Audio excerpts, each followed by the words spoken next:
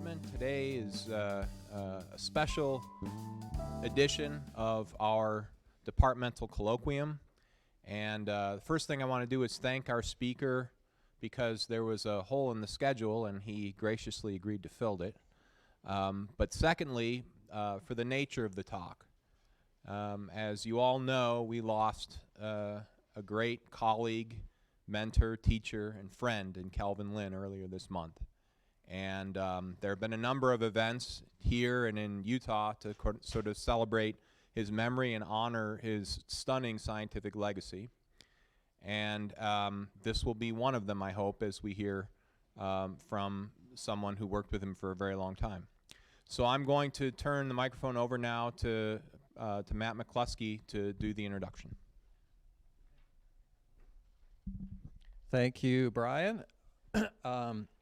So, Mark, thank you again for giving this colloquium today. Marc Weber, a Fulbright scholarship brought him to New York City at the City College of the City University of New York in 1982, and early in the Reagan administration, I guess. But he met Kelvin Lynn, who is at Brookhaven National Lab over on Long Island. And in 1989, he did a postdoc with Kelvin for a year, and then went to Bielefeld, Germany, University of Bielefeld, Germany, to also study positrons, but with atomic physics experiments. And then in 1997, he joined Kelvin here at WSU. And so I joined in 1998, so we've been together for a long time. So with that, Marc is going to tell us about antimatter in our daily world. So thank you, Marc Weber.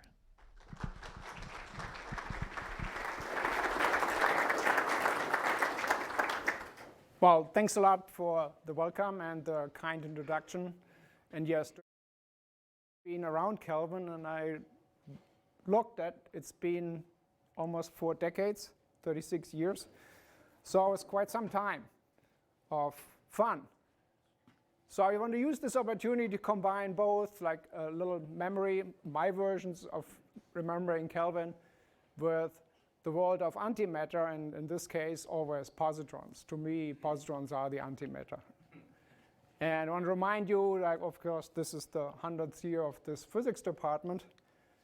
And amazingly, when this physics department was on the order 8 years old, they first discovered or thought about that there might be a positron. Not with that name necessarily. And then a few years later, I'll talk about that. This picture you've seen now before, this was in my early days, way younger than I am now, and so was Kelvin. And Jim Rutherford was the technical guy who did a lot of the hard labor of building this positron beam that was going to be, or supposed to be, the highest intense beam in the world, competing very strongly with a gentleman from Livermore National Labs, Rich Howell, who had a different version of making positrons. Anyway, so this is mostly about Kelvin. To me, Kelvin was always a person who had ideas like you wouldn't believe. I mean, he would spill ideas day and night all the time. He'd call you any time of the day, night, and say, I have an idea, and so on. So lots and lots of ideas per day. The next thing that's important to make a great scientist would be, if these ideas don't pan out, don't worry. It's okay. We all have ideas that don't work out. Most people just shut up and walk away. Kelvin did not. He would just spill out more ideas. He would also share them in the idea that if I can't do all this work because I have too many ideas, I'll just give them to other people, and that way more science gets done. Even competitors, if they get done first, too bad. They're just better. They deserve to get them first. The next thing was, he would find what we would call failures. Certainly in my world in Germany, we would call failures. Kelvin would not really treat them as failures. He would treat them as opportunities to come up with new ideas and try things. And I'll come back to that occasionally. So one of these things that contrasted my background from Germany with living in the United States, and which made it very nice, and then also with Kelvin, is in Germany, when I grew up, everything is a problem. The world's going to end. We're all going to die. The morale was miserable. And I came to the States, and my parents can confirm this. In the States, it was just considered to be a challenge. We can overcome this. The space shuttle disasters were just one big example of many cases where that happened. In Kelvin's world, it's an opportunity to do great. It's not a problem. It's an opportunity. We can find something. One big example, I was running the accelerator that you probably have heard about many times, and I just had this intuition that it wouldn't work right to make the positrons the way you wanted them. But every time I turned the accelerator on, things were slightly different, so it was very hard to show this complete picture. So one Sunday, I call it a Black Sunday, I sat down early in the morning and turned the machine on and ran all day and into the late evening, at least on my time scales, and made a graph, gave it to Kelvin. He calls me much later at night, and we have this endless debate, quizzing me about what I actually did and how it worked and what happened, and eventually just yells at me and says, "So you ready to shut this all down?" It's like, that would be my job, maybe? No. And so we're all unhappy, go to sleep, and he calls me early in the morning and says, "I have an idea. Give me a call." And we had a new version of running accelerator. Meanwhile, I only felt like I was sitting in the hot seat here and doing quizzing. Over the years, you pick up Kelvin language. So he would come to you and say, "I have an idea," and I would say, "Oh, crap."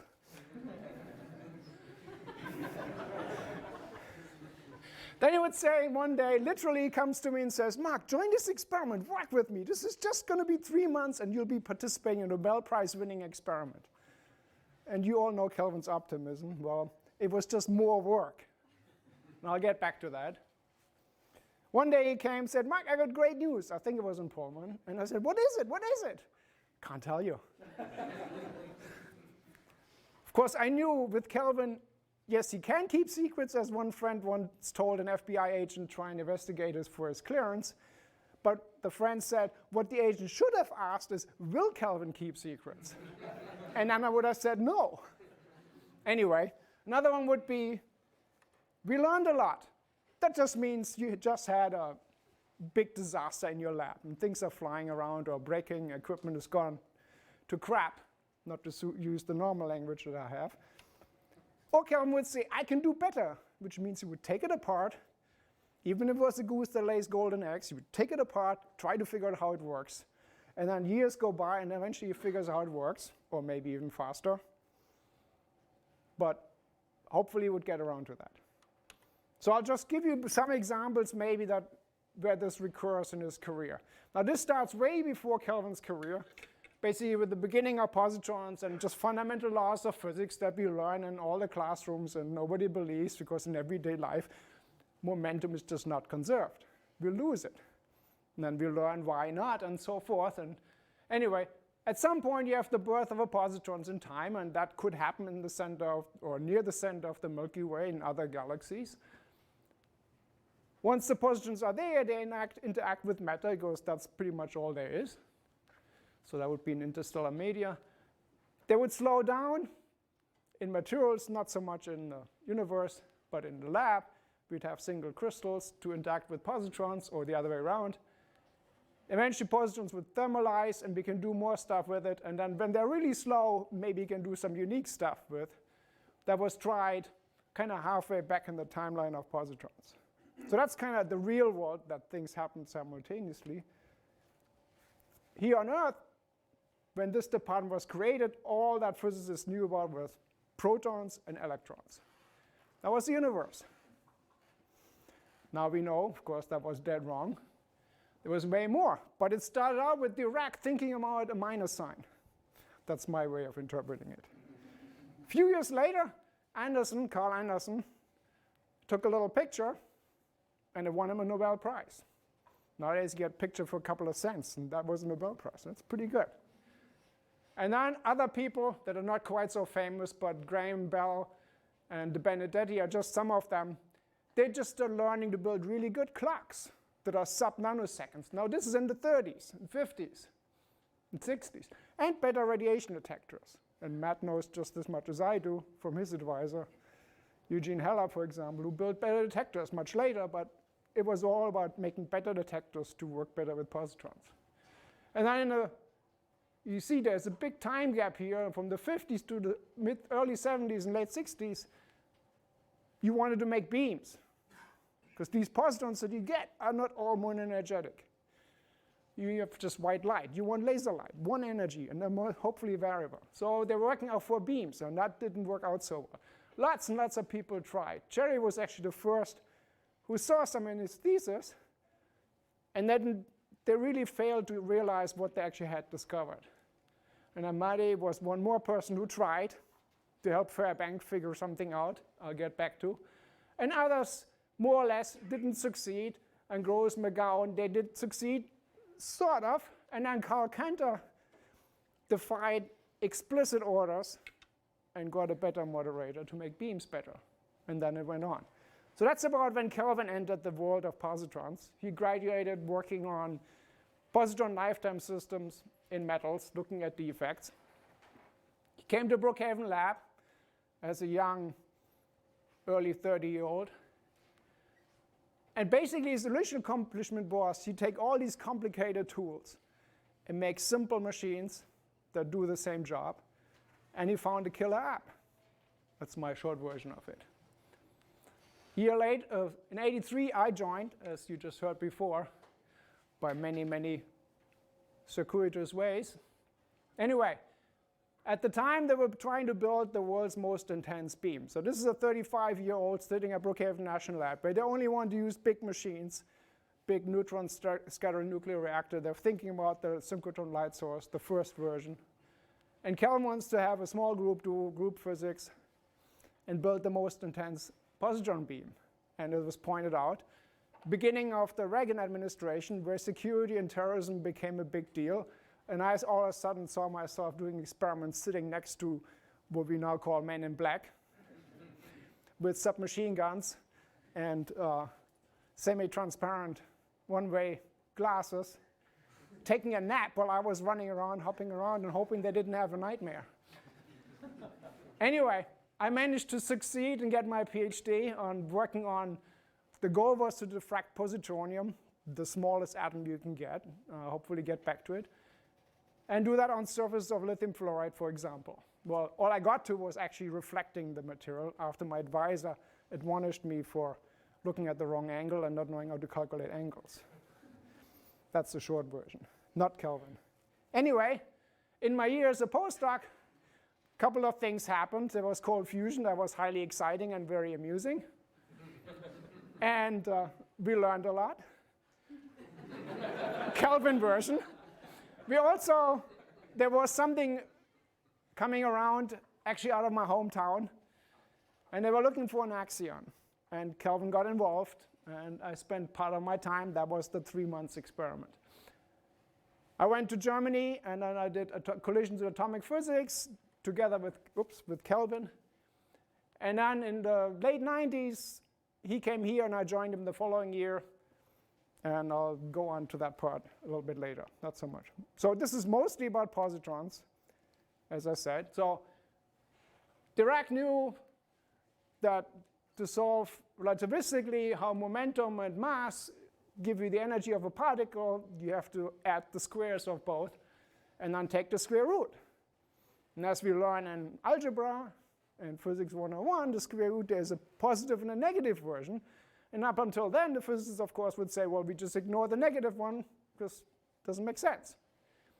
And he was one of the early person who then figured out, well, one is just a charge with minus E moving in a lab space the way we understand it. And the other one with the opposite sign is just the same particle with a positive charge moving classically the same way. And thereby inventing the term of the opposite charge, same particle, the antiparticle. He didn't call it that way. And I think there's a story around that initially he thought that was going to be the proton, because remember, that was all they knew, electrons and protons. But the mass had to be the same, so that got straightened out really fast. 4 years later, Anderson note that he's sitting there with the suit and tie, is sitting by his cloud chamber and taking a picture. That's the famous picture where you have some particle coming from, in this case below on this frame anyway, passing through a sheet of lead, and then coming out on the other side. Since it was taken at the same time, it had to be the same particle. But if you notice, it has some curvature here, but the curvature is much more here. He knew the magnetic field that he applied perpendicular to the page, so you can calculate the energy loss in the lead, and you had to figure out that was the mass of an electron. But since it curved a certain direction, it had to be the opposite charge of the electron. So therefore, he had discovered for the first time the positron that was a result of a cascade of cosmic rays. So he got the Nobel Prize for that the year later. Also a very young guy to get that. So way positrons are created is not all in the Big Bang and we have 50-50 everything. We have a radioactive decay from various isotopes. In this case, I talked about sodium-22. That's the one I use upstairs. One proton decays, giving a positron, and you get the antimatter particle, the regular neutrino. So here's the antiparticle, here's the neutrino. And the positrons would have a broad spectrum of energies from near zero all the way up to some endpoint energy that depends on which isotope you're looking at. And of course, some mean average value. But this is not very useful for what we could consider modern physics now. But that's what we had. Another way would be you have gamma rays passing near nucleus or some other basically innocent bystander, or you call it catalyst, and you create a pair of an electron and a positron. This is again in some kind of cloud chamber, tracks with magnetic field perpendicular, so you see the electron slowing down and the positron curving the other way, slowing down as well in whatever the material they use. Here's another version where you get a pair at high energy, so the magnetic field has little effect. Now you have some with some huge energy, so these incident positrons interact with matter. This whole thing here happens in about 5 picoseconds, roughly, if it's a solid. If it's gas, it takes a lot longer, but same kind of thing.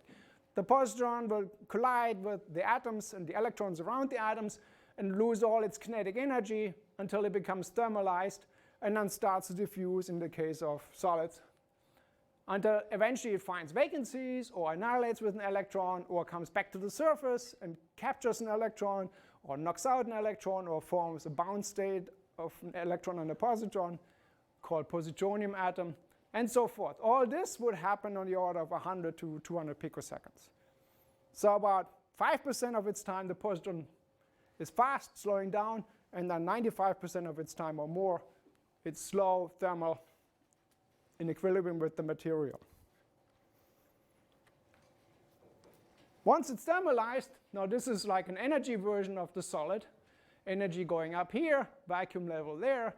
For electrons, the nuclei attract electrons, and the electrons would sit nearby and not sit between the nuclei. And at the surface, they have a barrier coming out, so the metal stays a metal. With positrons, everything is the opposite. The positron would sit between the positive nuclei among the electrons and move around. And sometimes, if the chemical potential and the dipole from electrons spilling out here and nuclei in there, the positron would actually prefer to be outside, called negative work function.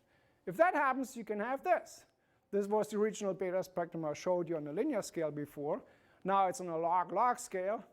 And all these positrons thermalize, and maybe 1 in 1,000, or originally 1 in 8 or in 100 million, would thermalize and come out here. And so the better the efficiency of the moderator, the more positrons you get as a more energetic source. And that's what we would use. To make this happen took about 20 years. And then it was mediocre. So we started talking about snake oil. I didn't have a snake picture, so here's a little alligator. That snake oil was important to make this work. Sometimes called hydrogen sulfide. Nasty stuff. And then finally, the positron eventually would annihilate with its counterpart. So if electrons are around, the positron eventually will annihilate with one. The density of electrons will tell you how fast that will happen, also known annihilation rate or lifetime, the inverse of that. And typically, you would get 2 gamma rays coming out. So this is one of these Feynman diagrams where an electron comes in and a positron comes in, electron going the opposite direction, and you get 2 gamma rays. And then you can work around how these photons come out, and that'll tell you how to do the integrals, and that was the brilliance of Feynman to figure that out. I just look at it this way. You have an electron and a positron, one is red and one is blue. You pick, one is red, one is blue. And thanks, Tom. And then you would just annihilate these two. If they're not sitting at rest, then the momentum of the pair has to go somewhere. It'll cause blue and red shifts, depending whether the momentum is going in the line of the gamma ray or opposite to the line of gamma ray. With line, you get blue shifts. And you get small angular deviations. Both are used nowadays, but I will focus on the color changes. And of course, the rest mass is half an MeV. That's a lot of energy. And these changes are a few keV, so 1,000th of that. So you need a good detector to see these things.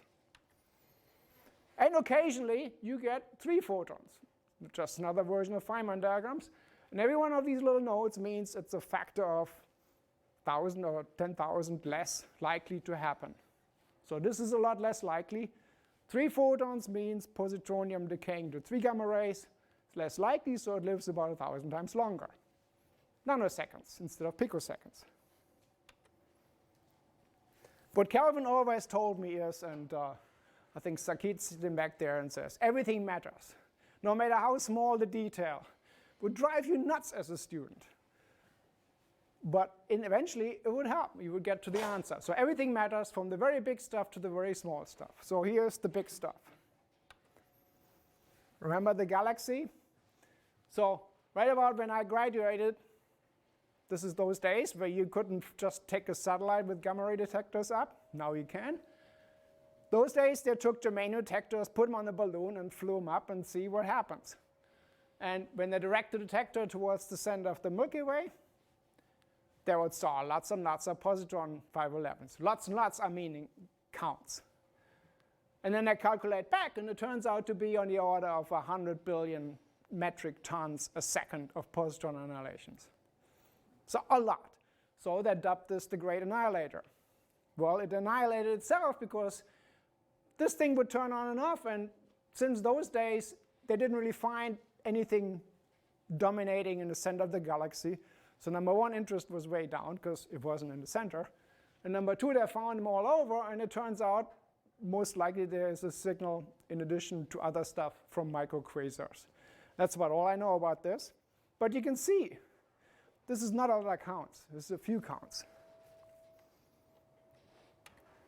So now you have sources of positrons not just in the center of the Milky Way, but everywhere. Well, Leventhal would have said, crap. Kelvin would say, oh, that's an opportunity. I can do something with these positrons that are coming from everywhere in the galaxy. How far do they go? Well, they're in this intergalactic medium called gas, called hydrogen, atomic, a lot, mostly.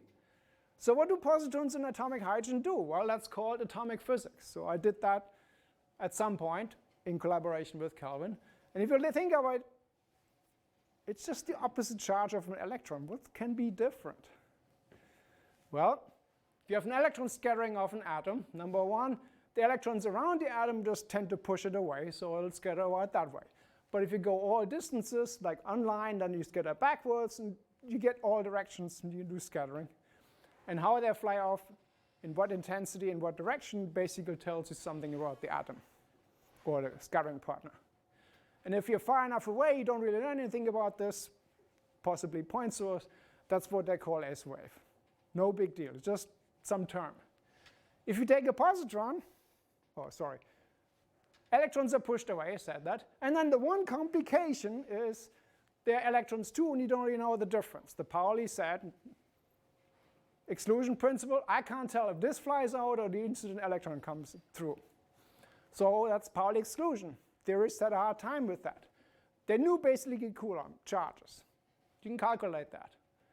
But the Pauli part, they do some theories, calculated, and this is all in the 80s, and came up with scattering predictions. And since they have electron data, the theorists were kind of, oh, if this is going to happen, so the theory goes like electrons do. And then you come up with positrons. Well, Coulomb we understand, electrons now attract, so we scatter the other way. If you turn the exclusion principle off in our calculation, you should get positron scattering. No, you didn't. So something was wrong in your theory. Whatever mistake they made with the regular scattering was compensated for by the Pauli principle, but when you turn one off, the positron data didn't match the theory. So this is kind of when I was doing atomic physics. And then experiments in atomic physics, well, there's the positrons pulling towards, but the complication is they can take one of these electrons and travel along with it, and that's called positronium as a bound state. So there was a wrinkle in that part as well. So the next thing you can do is, well, instead of doing complicated atoms like helium, neon, argon, why don't we do hydrogen? Oh, it's a molecule. Done. Well, they figured out to make atomic hydrogen, so we do atomic hydrogen experiments. But most of these atomic scattering experiments are just you have a cell, you put gas in, dilute, and you shoot your particle through and see what comes out. That's not going to work with atomic hydrogen. Or if you want to do modern scattering, you want to do scattering of sodium. It's not going to work with sodium so well. So they found out ways how to do atomic scattering, but then you need more positrons because you don't have so many atomic hydrogen particles. That's why we from Bielefeld went to Brookhaven to the intense beam and did lots of experiments. I used to call it a ship beam. Super high intensity positron beam would be the official version, or supposedly high intensity positron beam was my version. Me being the negative guy. Kelvin was opportunity. Anyway, we scattered. We got some data out of atomic physics. And you can use that up in the galaxy, and they do. You can also use it in the upper atmosphere where lots of energy is around and dilute gases are around, and lots of chemistry happens that creates the hole in the ozone layer and many other things. So you need atomic physics, even though it looks kind of esoteric. Anyway, here's the center of the galaxy. Lots of stuff, some known, some unknown. And we make positrons everywhere. And because we know the density of the gas, roughly, maybe, but we have positrons. If we know the annihilation signal, we can kind of measure the pressure up there. A friend of mine once called, when they did positron experiments at the light source, when it was still being under development in Brookhaven, the most expensive pressure gauge. Well, here it comes to fruit. So you have this. You can kind of figure out, well, these are the sources. We know how far the positrons will go, and then you get gamma rays. So if we do an experiment of measuring the positrons, or counting positrons arriving near Earth, not on the planet, but in space, we can tell what's in between. Might be useful, right? So Samuel Ting decided, I can get money from everywhere, put a little detector, not so little, on the space station, and collect data. Well, they do. They just fixed it. 4 spacewalks later, they're going to start running again. But so far, about 2 million positrons in, I think, since the early 2010s. It's a lot of data. And they're collecting more. And what they get is, this is the energy of the positron. This is how many they count. And forget all these numbers. Doesn't really matter. If you just have stuff, this would give you the signal. This was not consistent with just have stuff that we know of, matter, baryons. But if there's something else causing positrons to exist or to scatter, then you get this. Well, that could be dark matter. So that's why Mr. Ting's sitting out there in space, with, sorry, not him, but his experiment, looking for positrons and many other charged particles. AMS stands for alpha magnetic spectrometer. And 2 is the second version because they had a test version going up first. So that was 1. Now you go back to the small space. Think a hydrogen atom. 1 charge in the middle and an electron zooming around, or that's my classical view, or you have a cloud of electrons just going boo, being up there. Sorry. Now take the charge and imagine you make this bigger, more and more z. So let's leave n equal 1 to just the lowest state, and then some bunch of numbers basically means if you have n equal 1, the strongest bound state of the electron around the nucleus is proportional to z squared. And you get a value. For hydrogen, we know it's 13.6 eV, not very much. But if you make z bigger, obviously this number will get bigger. And if you make this number z big enough, if we just use this, almost 200 z, will give you minus 511 keV. So, anybody notice this? All right. So people can do this more calculated, more complicated, and include Dirac's relativistic numbers and make sure the nucleus is not a point source but extended. You come up with a number that's somewhat less than 200. And they say, well, this is interesting, because what happens is, here's the atom, and the binding energy goes down, down, down, down, down, down, down, minus 511 keV. Oh, gee, this is where Dirac says there's the sea of filled states with electrons. You take one electron out of here, you have a positron. That's called pair creation. So now you're adding a state here that's not full. It's just the nucleus. So boom, you make an electron that fills that state, and you knock out a positron. So you should get lots of positrons. And if you make Z go up, you should get more and more and more of those. So in a nucleus, if you can make them big enough, you can do pair creation. Well, in the 80s, they built it. And when I left Germany, they finished it. And right around that time, they started doing experiments at GSI. And since the GSI is sitting near Darmstadt, my hometown, somebody called it the Darmstadt puzzle. And then I had to read French. That wasn't so good. But anyway, I knew the story, more or less. So if you scatter uranium on uranium, you basically get data of making positrons with a spectrometer that looks like an orange. So they call it the orange spectrometer. And the shape kind of agrees. Well, experimentalists, being experimentalists, they tried thorium and curium, curium instead of uranium and uranium. And by the way, this is the only place in the world where you could do that at the time. You start getting these peaks. Now remember, these are counts, so these are big statistical error bars. But you get these peaks, and then I started looking at different energies and different collision partners, and you get multiple peaks. Oh no, that's not predicted. So some theories decided there has to be a new particle. Unheard of. This one we didn't know about. So I called it, for some reason that escapes me, I'm not a nuclear physicist, the axion. Well, clearly positrons come out, and they saw electrons as well, and maybe in coincidence, I don't really recall. So you've got to be able to reverse this process, take a positron and electrons, smash them together, and you get an axion. Or, as high-energy physicists would call it, resonances. So some wiggle in your data that's more than the statistical noise. Well, Kelvin saw this, and he knew some of the people working on this. Yale got involved. That was the 3 months experiment that repurposed the small accelerator. Instead of shooting out electrons at 3 million electron volts, they decided to shoot out positrons. So they reversed all the biases and everything, made it work. And then after I joined 3 more months later, a ruined Christmas. That's all I'm going to say. No axion. But hey, good. They got 2 Fitzgerald letters out of it. They put me graciously on one of them, but that wasn't important. But positrons helped figure something out. That debate went on, but we'll leave it at that. So positrons, you can scatter them around. You get 3-body reactions. So if you have a positron and a proton, that you can calculate. Then you have an electron and a proton, that you can calculate. But now you have an electron and a proton and another electron that nobody can calculate. You can use computer models and run this forever, but that's about all you can do. Or you can replace it with positrons. So there you go. You can do 3-body problems with just these few particles. You can do it in gases. You learn something in the upper atmosphere or dark matter possibly. And you can annihilate them either before or after they thermalize. So you need 2 detectors to see 2 gamma rays, maybe 3. So here's the detector energy that you see a pulse.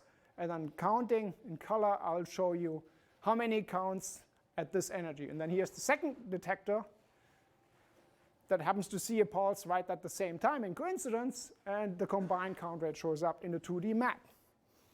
And then if you want to say, well, the total energy of this pair is the sum. And if there was any Doppler shifts, then that's the difference. All you got to do then is turn this 90 degrees. There you go. So that's what you take. Energy of one detector, energy of the second detector. From here going up more, and 0 is not here. It's way down in the sub-basement. And the counts are color-coded. Blue is very low, on the order of 1 to 10, and red is on the order of millions. So this is on a log scale in color. And you can see this thing and that thing and something going diagonal, and there's some corner or cutoff there. So let's turn it. Obviously, it's differently plotted because there's less blue here all of a sudden. But anyway, this and this, has to do with the detector being not as good as you want it to be. The same thing here. Here, up here is a little ridge. That's the positrons annihilating before they ever lose any energy when they encounter the material. In this case, aluminum. Oh, I didn't say that. So that's 2 photons annihilation in flight. This experiment was started just about when I came here.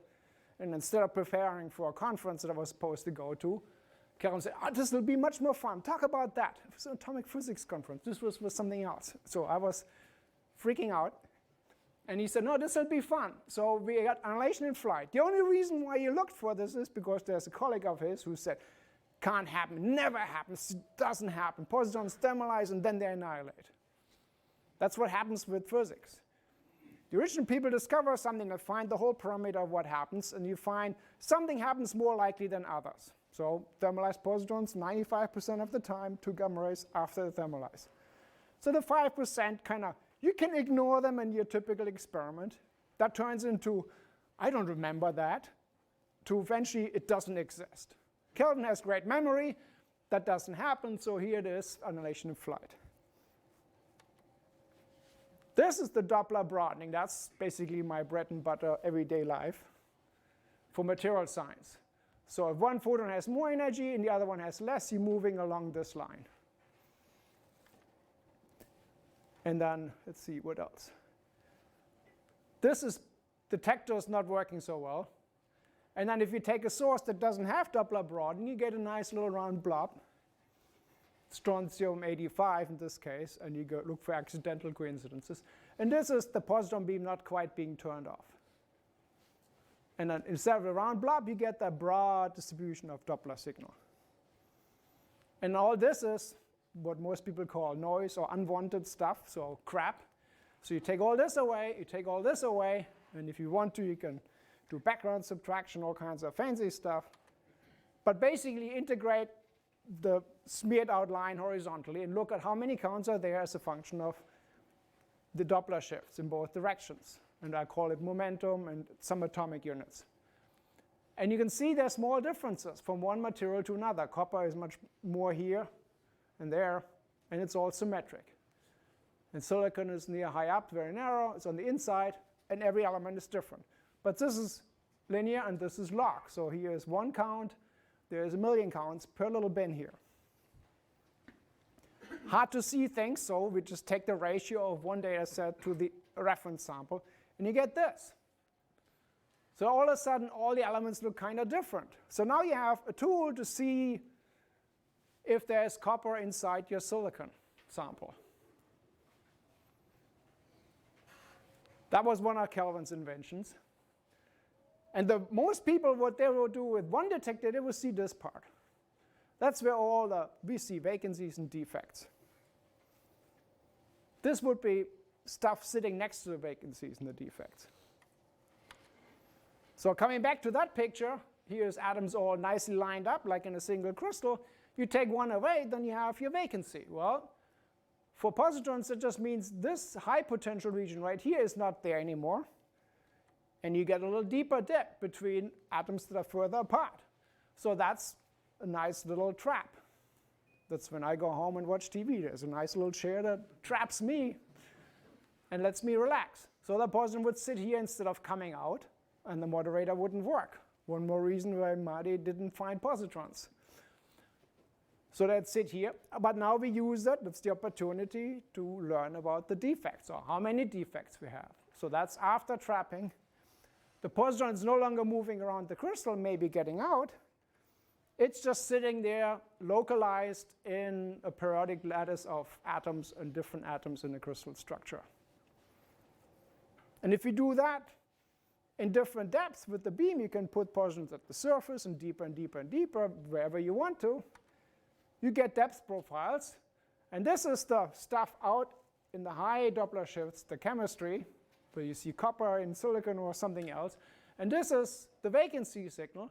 And you can see this is all cadmium telluride in this particular case. And you polish the crap off the surface. Or you treat the surface differently. And then here's the surface, here's another surface, and here's the surface in between. And things change as you treat the material differently.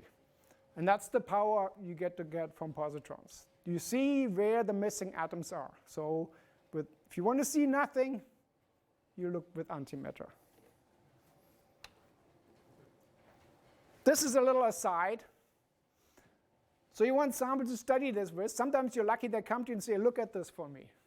You have this unique technique and I have a problem.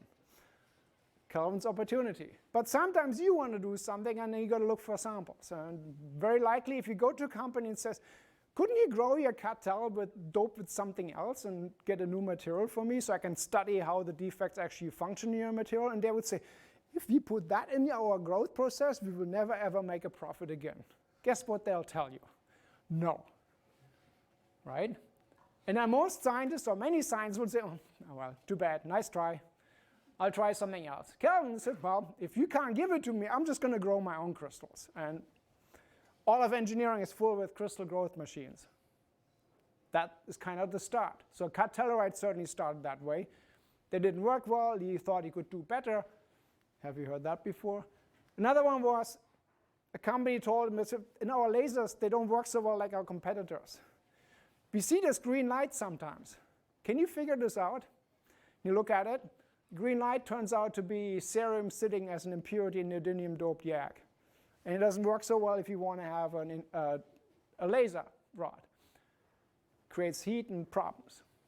So Kelvin said, well, gee, I'll figure this out. He set up a machine to test neodymium YAG crystals as lasers. And then he realized the cerium is scintillating. Oh, wow. Make a detector out of it. So we grew neodymium YAG, not neodymium, cerium-doped YAG scintillators for a while. And then he decided, okay, well, if I can grow those crystals, why don't I just grow some rubies? So he did, chunks like this. And then he grew garnets, or PZT. Those are piezoelectric materials. They are some of the best. They're used in ultrasonic machines. They're used in submarine sonars and so forth. Now, at the end, he was growing gallium oxide. Maybe it'll be a new semiconductor. Zinc oxide didn't work. Let's try something else. The other thing you can do is you see nothing, so you can look at porosity.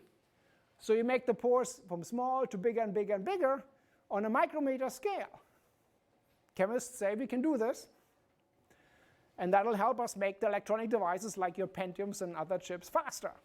This is in the early 2000s. So you just make bigger pores. They just got to make sure they don't touch the metal conductor on one side and the metal conductor on the other, so we get a short circuit. Not good. So we need these kind of pores. And the bigger the better, but they can't connect. How do we measure this? Well, if you have a sponge, you can tell right away. And if you have Swiss cheese, you take a knife and you can tell if it's this pore or that kind of porosity. With positrons, you just put them in there. They go everywhere, and then they probe the porosity, the pore size. The bigger, the longer the positron lives. There we are.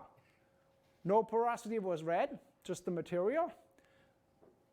Small pores and large pores, and then everything in between. Do you measure how long a positron lives, the lifetime signal? Most people would look at this with 1,000 channels in their system. Kelvin said, I don't want to look at this, I want to look at all of it. So they expand their signal and make 1,000 channels over this. And he said, no, then I can't see that small narrow part. So we bought a detector that has 64,000 channels. Fortunately, somebody made it for him, so he didn't have to build that. And then we analyzed pore size and materials.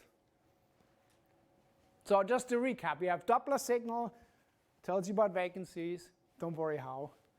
We have a lifetime, tells you how big the vacancies are. We can make a beam, so we can look at little things near the surface, or at interfaces. And we can change the temperature, so now you're heating something up, and when it gets hot enough, you make vacancies. So you can calculate from your positron data, how much energy does it take to make a vacancy? Vacancy formation enthalpy. In plastics, they have what's called a glass transition temperature, where they change their properties, and it's a really important number. With positrons, it's a piece of cake to measure it. And Kelvin contributed by, number one, he took the magnets that used to be wound around the vacuum chamber, which made it a pain in the neck to do anything in the vacuum chamber. And he put them separate on the outside. Now you can stick your fingers in there and work on the vacuum part where. And he found a killer app. Look at silicon dioxide on silicon, MBE growth of layers, and so forth. And then invented a few other techniques along the way. And then they came to Kelvin and said, gee, mind if we inject you with a positron emitter and stand you in front of this machine? They didn't really exist at the time. And Kelvin was supposed to do this, and they would measure what's going on in his head. And he said, nobody ever would buy this and make money off this and would have himself injected other than for research with radioactive sources. So he declined to take the offer for a small investment in CTI, which is one of the big producers nowadays of PET scanners. And I think they were bought up. He would have been a rich man now. Anyway, the guy did come back to Kelvin and said, see, should have listened to me. Anyway, so X-rays and MRI, they look at the structure in the body or in anything else. X-rays, the density changes. MRI, how many protons are around. So it's mostly liquids and water. But you don't really see anything about what's going on, the function, the chemistry, the biology going on, which needs energy, called sugar, FDG. But if you dope that with the positron emitter and inject that into whatever your sample is, and then look at where the radiation is. If there's a really highly bioactive area in the body, that would eat up all of the sugar supply. That means it will start glowing in your body. And some of it would just be used up and eventually end up in your bladder, and that will be glowing most of the time. So you would have to go a lot to stay safe. Anyway, you see hotspots, but you can also tell that the spatial resolution is just limited by the detectors and by how far positrons travel before they annihilate. So the next step was to take your MRI or X-ray and then combine the two. Now it's hard to see here, but now you could find out where the glowing spots. That would be the cancer in your lungs, or whatever happens when you wiggle your finger, or my joke is when you think of tomatoes or a fruit, is it a fruit or a vegetable? Fruit is somewhere in your brain as a memory, vegetables elsewhere. Wherever it's glowing, that's what it is. Alzheimer's was one of the targets to, can you detect Alzheimer's before a patient is dead? Nowadays, or at least then, you'd only know about Alzheimer's post-mortem. Or you can look at catalysis, so not humans or bio. Reactions that are happening as they go on, or how plants function. Or you can look at inflammation. And the way you do that is, inflammation eats stuff. Bacteria eats sugar as well. But it turns out the regular sugar is eaten by everything in the body, so you can not find where some bacterial inflammation is going on. But if you take sweetener instead of real sugar, the body doesn't use it the same way. It's not the energy source, but the bacteria need it. So now the inflamed spot with the bacterium is glowing. This is just a little rat or mouse.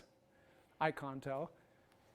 And once you cure the inflammation, the spot's gone. Now in humans, you better take a thermometer and measure the fever, but it does help. And then you put this thing on wheels and drive it around. And if you want to see one of those, you go to the Goodman Center. They actually have a PET truck come by once in a while. And then if you make positrons even slower, and this will be my last thing, you can put positrons into a trap and then release them whenever you want.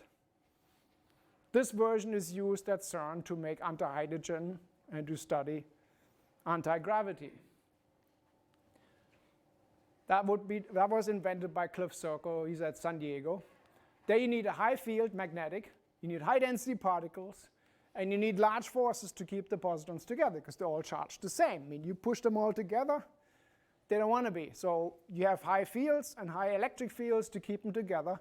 And that was originally intended to study what's happening inside fusion reactors, where all that high temperature is there anyway and high magnetic fields are there. But it's not useful if you want to take antimatter into space to fuel a rocket, because after all the mass, not just 1%, is going into energy. And with chemicals, it's just a teeny fraction of 1%. The rest is just dead weight they have to lift up because your fuel weighs much. So Kelvin thought, well, I can't fix this. They're all pushing together and squeezing harder, and they have booklets about plasma equations. He felt he wasn't smart enough. So one day he decided, okay, well, if everybody goes that way, I'm going to go that way. So he said, let's do low temperature, low density, lower forces, at least electrically. So how do I do that? Well, instead of making this trap this long and this diameter, I make them really long. Think of a pipeline. Since nobody wants a gas tank that's that long, so he chopped it up and put them all in parallel. And then the metal walls between these little tubes will shield the charge in one tube from the charges in the other tubes. Just the Faraday mirror. Or otherwise, how the cages work, protect you from lightning. Sorry. So we made these wafers with thousands and thousands of tiny little holes here. 100, I can't remember, micrometer? No, yeah, 10 micrometer order diameter, and put 10,000, 100,000 in each wafer. They can do that in Intel and other companies and in the clean room. Now, then we outsourced. Stack 13 wafers of these together, bond them with gold plating, so there's your metal layer. And take 10 of these 13 stacks. Here's a 13 stack, then 10 of those together, and we have this long, endlessly narrow trap. Put that in a 7 Tesla magnet. 10 volts is the low field, and see what comes out after you store them for so much time. So here's how much comes out per going in, and here's holding time from 10 microseconds up to 1 second. And clearly I get a lot somewhere near 10 millisecond. That's not space travel material. But at least we stored them in one of these little holes for some time. And then this goes up because I also let particles come in longer and then store them longer.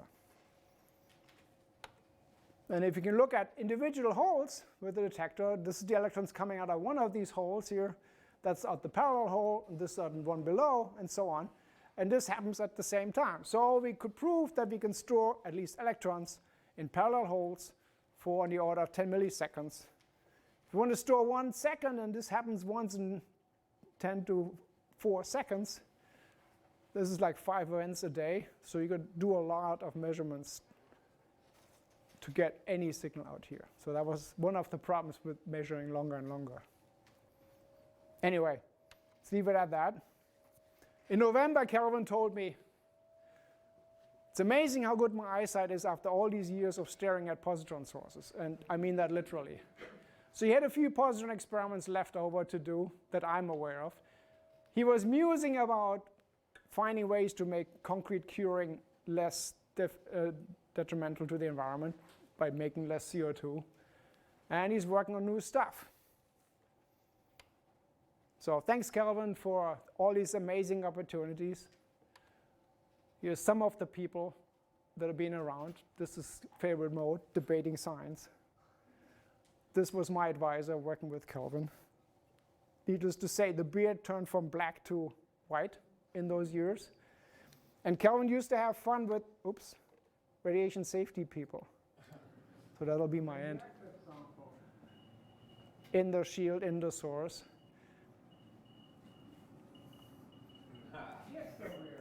You would find that in antique stores, provided it's old enough.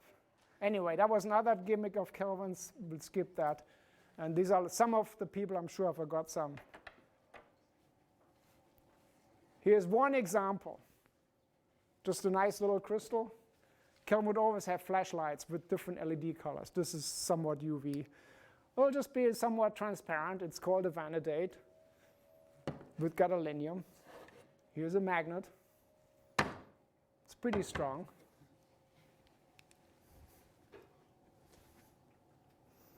Not many materials exist like that. This is Glyptol. Fixes any vacuum leak if you don't want to take it apart. Thank you.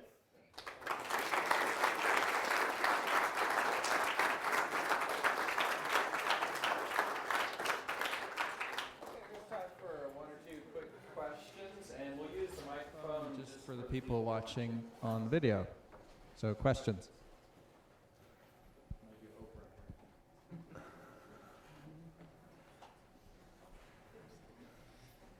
You mentioned that regular matter, so-called, forms positrons like out in space. What do you mean by, what do they mean by regular matter, like sodium-22? Okay, and so things the common belief is that what we see, or the current belief is, when we look out in the universe, and Guy Worthy can do this much better than I can, what we see is only a tiny fraction of all the mass that actually out there in the galaxy.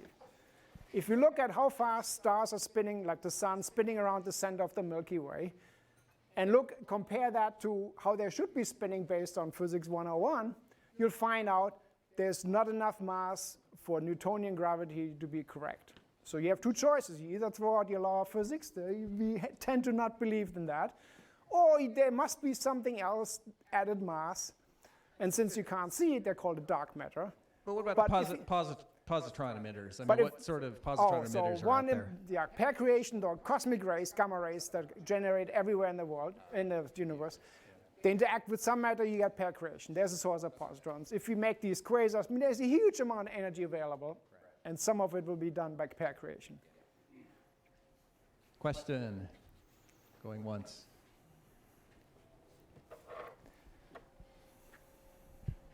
So Mark, I remember well, I should say, you know, as an undergraduate, I worked in Art Rich's group at the University of Michigan a long time ago. Right. Right about the time where your story starts. Right. And I always remember in that group that everybody was running around, Dave Gidley and these people were all running around saying, you know, what's Kelvin doing? What's Kelvin doing? Who is this guy, Kelvin?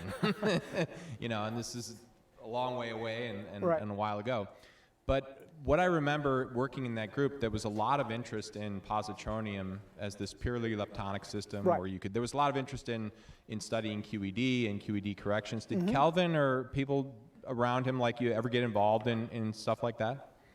No, Kelvin, I don't think was that motivated by looking for the next digit in the lifetime of positronium, which is extremely important if you add all these Feynman diagrams, and I had just a very simple one, that you can calculate how long should the positronium live. And in theory, the positronium is just an electron, just a positron, only leptons, no strong forces, nothing else, pure QED. You should calculate this if you have enough computer power to the nth degree, and your measurement should agree.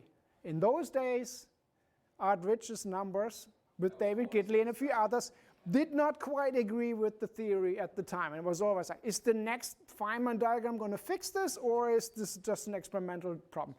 I think the way I remember it was a combination of both. Okay, let's thank Marc again. That was wonderful. Thank you.